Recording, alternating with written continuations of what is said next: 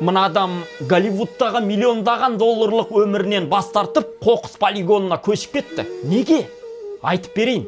45 жасында Скотт Ньюсонда көп адамның арманы болғанының бәрі бар еді. Ол әлемдегі ең ірі киностудия 20 ғасыр Fox компаниясының президенті болды.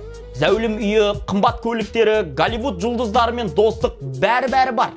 Бір күні Скотт ұзақ жолдардан кейін алғаш рет демалыс алып, Азияға саяхатқа шығады. Камбоджаға барған кезде бір бейтаныс адам оған, егер балаларға шынымен көмектескіңіз келсе, қалалық қоқыс полигонына барып көріңіз дейді. Скотт сол жерге барады. Ал көргені оның бүкіл өмірін өзгертеді. Қоқыс арасында тіршілік етіп жүрген жүздеген бала.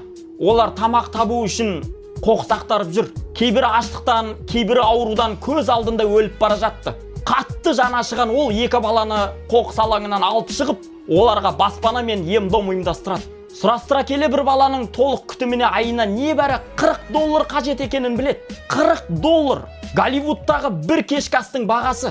Бір күні Голливудтың атақты актерларының бірі оған телефон шалып, жеке ұшағында тамақты дұрыс бермеген үшін ашуланады.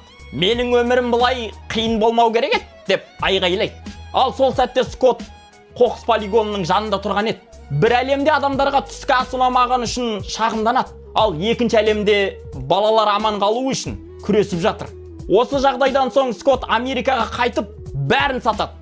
Үйін, көлігін, бар байлығын және Голливудпен мәңгілік қоштасады. Ол Камбоджаға көшіп барып, балаларға көмектесетін қор ашады.